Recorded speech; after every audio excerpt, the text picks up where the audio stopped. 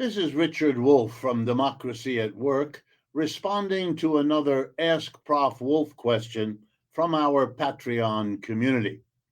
This question comes from Joey, and Joey asks about the sad, maybe even tragic collusion that happens between labor unions and managements across the capitalist system here in the United States.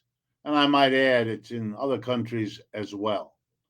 The pattern in which a management figures out how to arrange deals, I'm being polite here, with union leaders so that they become enforcers of something good for the company rather than leaders and representatives of the workers who elect them to their office. And he wonders further whether and how worker co-ops would handle this situation differently. So let me respond. Number one, it's an important issue. An enormous amount of labor legislation in this country that was won by bitter, difficult struggles makes little or no difference because it isn't enforced.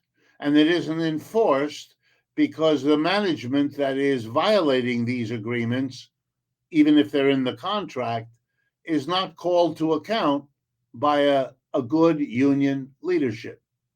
And then there's the straight out corruption in which workers are told they can't get more in a contract than in fact they could get more because the management doesn't want them to be upset or to strike, and all the other ways that corruption occurs.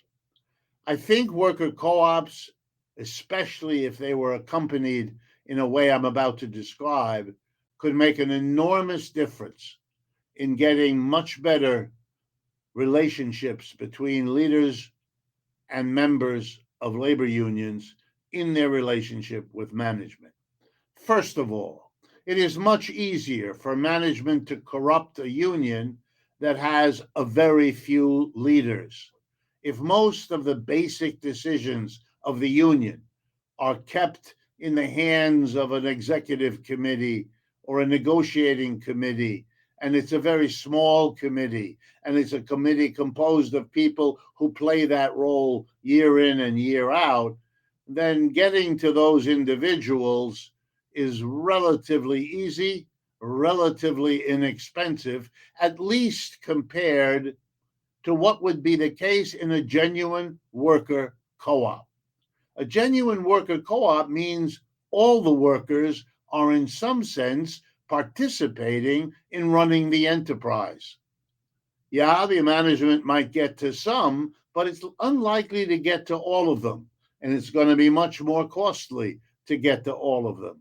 And there's almost always going to be some who can't be bought and who will raise a stink if anything like that is beginning to happen, who will keep the leadership honest or stand for election to replace them, even if there is a leadership. And in most worker co-ops, if there is a leadership, it's rotated precisely to prevent the kind of we-they divisions inside the union. So I think a worker co-op from the beginning would be less vulnerable to the kind of corruption that traditionally has beleaguered so many unions. The second thing about a worker co-op is that I believe it's becoming slowly, I wish it were faster, a demand of a new generation of workers. They are not used to the old leadership. They are not used to the atrophy of the connections that were once intimate and close between the leaders and the members, the rank and file. Young workers are eager for better conditions. They've been promised an American dream, and they're angry that it's slipping out of reach. They want to be militant. They want to fight.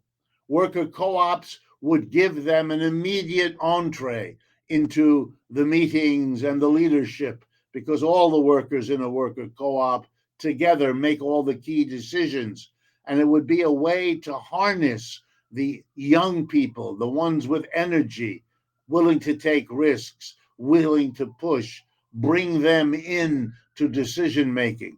Takes much longer in a union when there is a capitalist structure of employer and employee. The workers who are young and want to get in have to persuade the older leaders and then the people at the top. It'll go much sooner and much faster and be a much more welcoming situation to the next young generation of militant labor people, labor activists, if we have worker co-op structures. And my last point on this would be worker co-ops, being a transformation of the society, are more likely to have good relationships with people outside the workplace, school teachers, workers in lots of other areas outside their own enterprise. And that might enable them to do the kind of public education in all the ways that that happens. It might enable them to have coalitions with educators, with media producers, so that they can educate the next generation of workers to be alert to collusion between managers and workers. And that, together with a new generation and with worker co-op organization, might give us way better unions and way less collusion between managers and workers. If conversations like this strike you as useful, as something that ought to be part of what we all talk about in terms of workplaces, unions, worker co-ops, and all of that, please partner with us. Help us get this video to the audience that need to see it and think about it. Show it to your friends and neighbors and co-workers. It's very important, and it's a way for us to work together to extend our reach. And you know, we're getting quite close now to our goal this year of 300,000 YouTube followers. We're really very close. If you haven't yet gone to our YouTube channel and checked off the little box, it doesn't cost a nickel to be a subscriber, to be informed of what we're doing, please do so. That too will extend our reach. And I always leave to last mentioning that, yes, we always need donations to help pay the costs of doing all that we do, and that would be gratefully appreciated as well. Thank you.